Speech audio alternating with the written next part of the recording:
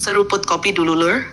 Kalau ngomongin soal kenapa Taiwan jadi rebutan panas antara China dan Amerika Serikat, jawabannya sebenarnya sederhana, tapi dampaknya gila besar, yaitu chip. Chip itu bukan sekadar komponen kecil di dalam HP. Dia adalah otak dari hampir semua teknologi modern. Dari rudal, pesawat tempur, drone, sampai satelit, semuanya bergantung pada chip. Tanpa chip, teknologi secanggih apapun cuma jadi rongsokan mahal. Dan pusat dari semua ini ada di satu nama, TSMC. TSMC ini bukan perusahaan biasa. Mereka adalah pabrik chip paling canggih di dunia. Bahkan perusahaan raksasa seperti Apple, Nvidia, sampai Qualcomm, semua bergantung ke mereka. Kenapa bisa begitu? Karena bikin chip itu bukan cuma soal mesin mahal. Memang mereka pakai mesin dari ASML yang harganya bisa triliunan rupiah. Tapi yang bikin beda adalah pengalaman puluhan tahun, detail kecil seperti suhu ruangan, getaran lantai, bahkan debu yang nggak kelihatan.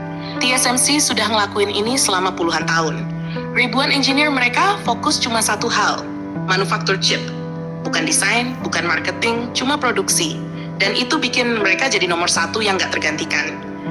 Bahkan Samsung Electronics yang punya teknologi sama canggihnya, tetap belum bisa menyamai efisiensi dan yield TSMC. Nah sekarang bayangin, kalau suatu hari Taiwan jatuh ke tangan China. China otomatis bisa menguasai produksi chip paling canggih di dunia. Artinya mereka bisa mengontrol suplai teknologi global. Dari AI, militer, sampai industri sipil, semuanya bisa terdampak. Ini yang bikin Amerika nggak akan tinggal diam. Amerika sadar, kalau mereka kehilangan akses ke chip canggih, maka dominasi militernya bisa runtuh. Bayangin jet tempur seperti F-35 Lightning II, sistem radar, sampai jaringan komunikasi militer, semua butuh chip kelas atas. Tanpa itu, keunggulan teknologi Amerika bisa turun drastis. Makanya Amerika mati-matian menjaga Taiwan. Bukan cuma secara militer, tapi juga ekonomi dan politik. Di sisi lain, China juga punya ambisi besar. Mereka ingin jadi superpower nomor satu dunia di tahun 2049. Tapi mereka sadar, selama chip mereka masih bergantung pada luar negeri, mereka tetap punya kelemahan fatal. Makanya China gencar mengembangkan industri chip sendiri, lewat perusahaan seperti SMIC. Tapi masalahnya, teknologi mereka masih tertinggal beberapa generasi dibanding TSMC. Dan disinilah konflik mulai terasa makin panas. Taiwan bukan cuma soal wilayah, tapi soal siapa yang menguasai masa depan teknologi dunia.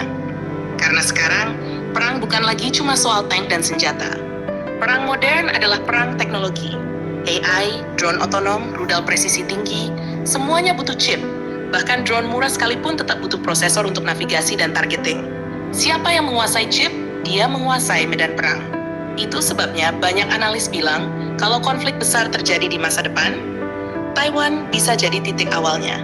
Amerika sudah mulai mengantisipasi ini dengan membangun pabrik chip di dalam negeri, termasuk kerjasama langsung dengan TSMC di Arizona. Tapi seperti yang banyak orang bilang, mesin bisa dipindah, tapi budaya kerja dan pengalaman puluhan tahun nggak bisa langsung disalin. Sementara itu, China terus menekan dari sisi militer dan politik.